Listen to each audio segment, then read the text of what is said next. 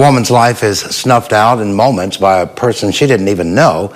It's a crime that put the people of Dothan in fear, and after all these years, justice has never been served. This week, News 4's Ken Curtis remembers the Chapelwood killer.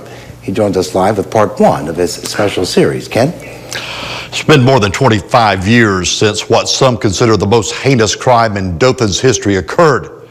But after all this time, people remember. It's not just what happened, it's the way it happened and who it happened to that makes this story so bizarre.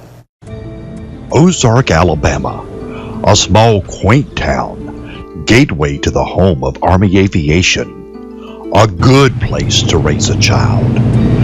Marilyn K. Mitchell grew up in Ozark, a good kid with good parents and a promising future. But in the blink of an eye, her life was cut short.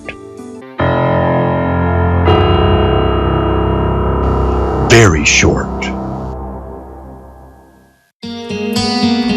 Marilyn K. Mitchell was the all-American girl, the kind you'd want your son to marry. Intelligent, energetic, ambitious, and beautiful. The victim in this case was a little girl that had an impeccable character. If anybody ever wanted a daughter, she would have been the perfect person. Marilyn not only had a good childhood, she also had the brightest of futures. Marilyn was a beautiful young girl fixing to start her life. She was getting married. She graduated from college and was moving into a townhouse in the West Dothan neighborhood known as Chapelwood. It was a very safe community. A good place to raise a family. Very quiet, or at least it was until May 15, 1990. There is no arrest, there's no word of any possible suspects. It was a pure and simple sex crime. Not just a sex crime, this was murder. When I walked into the bottom floor of the townhouse, it looked okay. Little things like, it looks like she was preparing a cake or something. There was a can of orange mandarins that's on the counter that was half opened, and a bowl was out, so as if she was preparing a cake. And that's exactly what Marilyn was doing, ready to take a break from her move-in to go home to Ozark. There she would celebrate her mother's 51st birthday. But what was to be a night of celebration turned into a night of horror.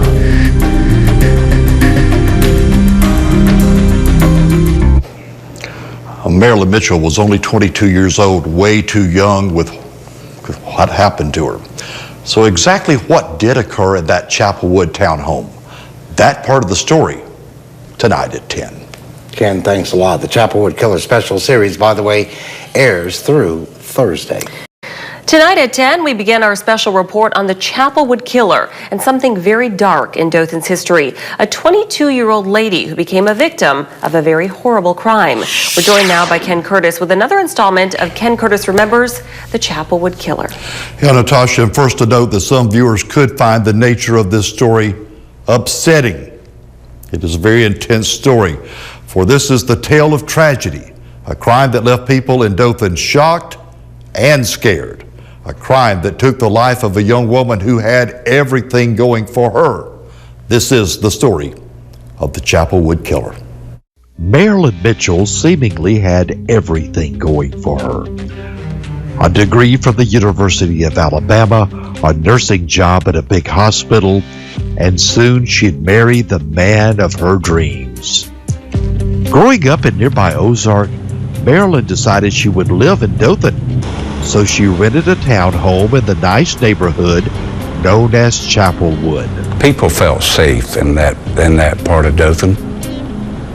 But feeling safe and being safe would soon become two very different things.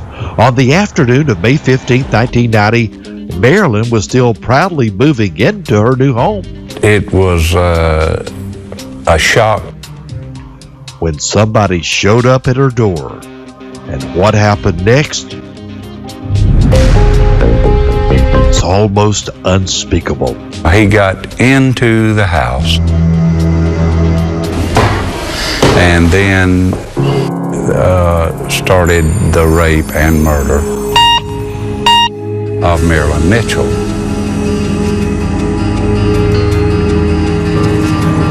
And once the killing frenzy started, it was a lot of stab wounds. 38, that's correct. Wayne May is a member of WTVY's news management team these days. Back then, he's what was called a street reporter. I remember trying to work the story and getting there and realizing this is only a few blocks from where I live. And it was one of the most personal moments that I had ever felt on the job, because this was right around the corner. Marilyn was planning to bake a cake, then head to her family home in Ozark to celebrate her mother's 51st birthday. Instead, it was her mom, Norma, who would come to Dothan. I heard a lady just hollering and screaming and crying, and I knew that what that sound was. And she came through the crowd and pierced the line where the police officers had taped up, and she was looking for her daughter like any good parent would do. But Marilyn Mitchell was dead, and the Chapelwood neighborhood in shock and scared out of its wits. I remember talking to neighbors, and their wives were concerned, very concerned about what had happened. Concerned about a killer who had committed a crime beyond imagination.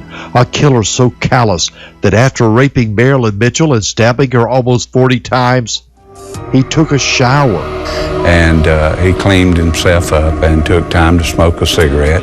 Dumping ashes on the body of a woman he had only minutes earlier raped and killed.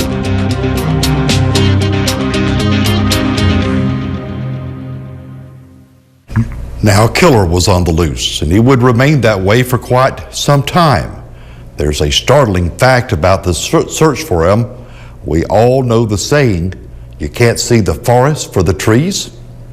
We'll explain tomorrow at 6 when I continue to remember the Chapelwood killer. Natasha. All right, Ken, thank you so much for that. This week, Ken Curtis is profiling one of the most horrific crimes in Dothan's history, the needless taking of a 22-year-old woman's life. He joins us live with more on a story that left a community in shock. Ken? This community in shock, as a matter of fact, a crime that led police on a passionate search for the killer. Retired Dothan police investigator Bob Sorrells, for the first time in years, returned to the scene of the crime. Remembering, though perhaps not wanting to, what happened in this normally quiet Chapelwood neighborhood of Dothan.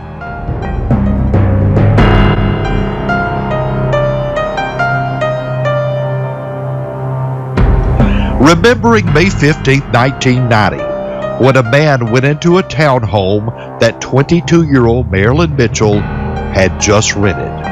And it wound up in the upstairs bedroom and landing area. That's where Marilyn was raped and killed, stabbed 38 times.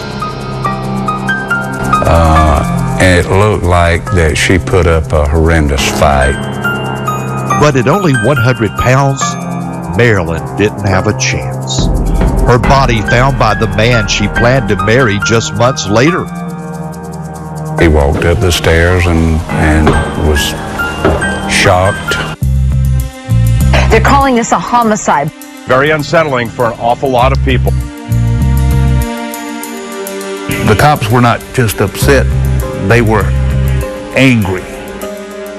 And with their work cut out for them as perhaps like never before.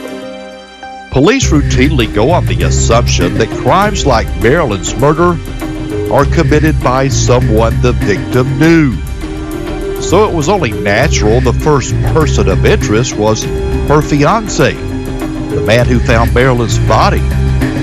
But He did not do it. so if he didn't, who did? Someone with a seriously messed up in the head. But who would be so messed up to commit a crime like this? The evil one in a horrible way. There was the neighbor who seemed to have an interest in Marilyn, then the doctor, the airline pilot, and some of her friends. All investigative roads, though, hit a dead end. But unknown to police at the time, just a couple of days after Marilyn Mitchell was murdered, they interviewed her killer. But he seemed to have an ironclad alibi. He was at work. He was at work at that time, and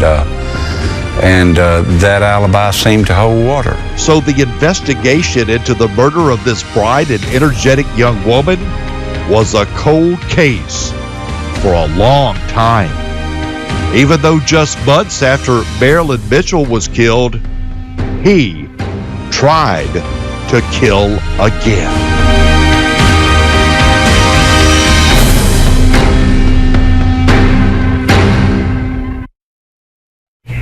So when he tried to kill again, did that give police the man they so desperately sought? You might be surprised at the answer. An answer we'll give you tonight at 10. All right, Ken, thanks so much. Ken's series on the Chapelwood killer will continue through tomorrow. A man brutally rapes and kills a young woman. It's a crime that left a town in terror, and police are left baffled, even though the killer tried to kill again. News 4's Ken Curtis joins us live with another segment in his special reports on the Chapelwood killer. Ken? Hi, Natasha. All this happened more than 25 years ago, but it's a crime that still lingers fresh in the minds of many. This young woman, just out of college, was moving into a new townhome in this tranquil West Dothan neighborhood. There were a lot of young families in Chapelwood back then. A great place to raise children, safe, with no crime problems. None. Peaceful. Chapelwood area. Very, middle class America. Or at least it was until May 15, 1990. To have something like that happen, A man somehow got into the home that Marilyn Mitchell was moving into. He raped, then killed the 22-year-old woman, stabbing her 38 times. Doug Valeska has been district attorney for 3 decades and has prosecuted many heinous crimes. It's still fresh in my mind, my memory.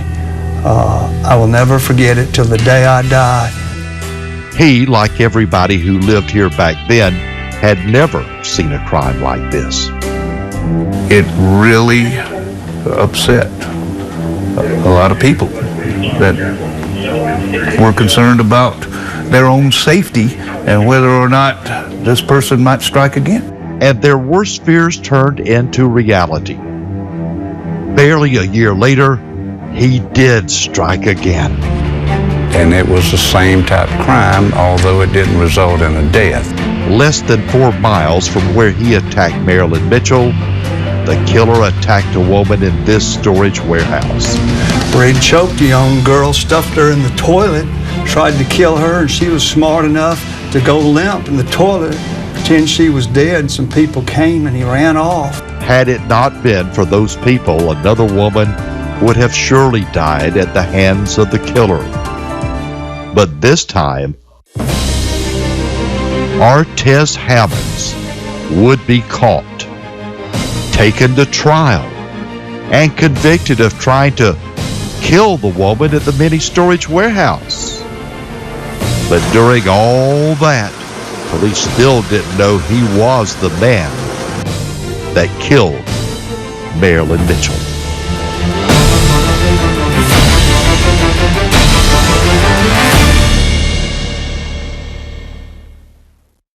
Now, had that woman at the storage warehouse died, we would have had a serial killer on our hands. And when did police finally figure out that he did kill Miss Mitchell? That part of the story tomorrow at 6. The search for a man who police say committed one of the most despicable murders ever in Dothan spanned years. That even though he tried to kill again and was put in prison, but despite being behind bars, police still did not know he was their man. News 4's Ken Curtis with the break investigators so badly needed in part 5 of our series, The Chapelwood Killer. Yeah, from that fateful day, May 15, 1990, there were many turns in the investigation. The probe into the brutal death of a young woman who had just graduated from college. But one of the biggest turns did not come until years later. 6 years after 22-year-old Marilyn Mitchell was brutally raped and stabbed to death in this Chapelwood neighborhood, police were still searching for her killer, even though he was right under their nose. Artez Hammonds had been interviewed and let go. But his alibi looked solid. He had been in the house delivering furniture the day before Marilyn was killed. But police believed his story, and Artez Hammonds was dismissed as a suspect and free to kill again. And he almost did, nearly murdering another woman a year later. For that crime, he was tried, convicted, and sent to prison. But police still didn't know Artez was the Chapelwood killer. So close, yet so far away from solving Marilyn Mitchell's murder. Because of an FBI profile, a very bad one. The chief set a lot of stock in that profile. He was adamant that this person was white. But Artez Hammonds is black. Finally, police ditched that FBI profile and went to an out-of-town forensics expert who gave them some stunning news. That your perpetrator on this crime is going to be black. And that led them back to where they were only hours after Marilyn Mitchell was killed, to Artez Hammonds. They took DNA from him, and it matched. On the way out of that Chapelwood house, a very small drop of blood dripped to the floor. We got the right person. Artez Hammonds is guilty. A small drop of blood that did more to solve this case than all the investigators combined. But while police and prosecutors believed they finally had their man, they had to sell it in court. Would a jury believe it? Would a jury believe that Artez Hammonds was the Chapelwood killer? And we'll remember the trial of Artez Hammonds and see where he is today as we wrap up this series tonight at 10. Natasha. All right, Ken, thanks so much. We'll put all 6... Tonight we conclude our special series on one of the worst crimes in Dothan history, the murder of a young girl and the search for who murdered her. News 4's Ken Curtis traces the final steps of the Chapelwood killer. From the time 22-year-old Marilyn Mitchell was raped and killed in the Chapelwood townhome she was moving into, the case proved very challenging and frustrating for police. It took 6 long, agonizing years to solve. Even though just hours after Marilyn was killed and raped, they questioned Artez Hammonds. Bob Sarles was one of many investigators on the case. Admitting hindsight is 20/20, he now wishes that Hammond's alibi would have been scrutinized more closely. Hammonds had delivered furniture to Marilyn's home the day before she was killed. Then there was the forensics investigation by state experts. Was it properly done? In my opinion, and from the evidence that came out after the arrest, it had not. But Artez Hammonds, after trying to kill yet another woman, was finally charged with Marilyn's death and ready to stand trial on a charge of capital murder. Wayne May has worked at WTVY for nearly 30 years. One of his many assignments, covering that trial. He came across as a very cold and calculating individual. After days of testimony, a Houston County jury found Artez Hammonds guilty, and Judge Larry Anderson sentenced him to death. But justice? Justice for killing a young woman about to be married with a new job, a new home, and a promising nursing career? My daughter is not with us anymore. How can anyone have closure when they have lost their future? Like we lost Marilyn. So none of this, well, they may put an innocent man to death. No, sir, the DNA shows it's Artez Hammonds, and that death sentence awaits him and can't get here quick enough. An execution that will, for many, finally close the book on perhaps the most heinous crime ever in Dothan. A crime that only in a few minutes and 38 stab wounds later snuffed out Marilyn Mitchell's life. A crime that left a good middle-class neighborhood scared out of its wits. Crime by a man that will always be remembered as the Chapelwood Killer.